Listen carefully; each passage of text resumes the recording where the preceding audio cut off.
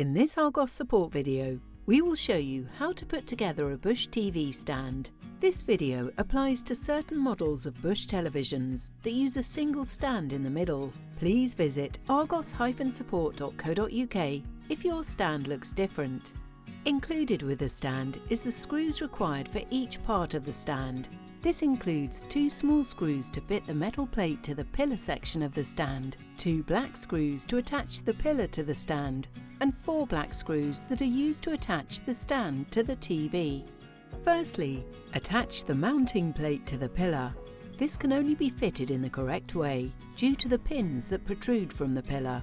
Use a Phillips head screwdriver to attach the 2 smaller screws to the pillar section.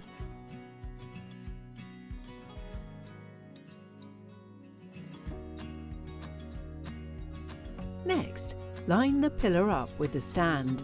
It can only fit in one direction, so ensure that the pillar is facing the correct way and slots into place. You can now use the 2 black screws to attach the pillar to the stand. Ensure they are properly tightened.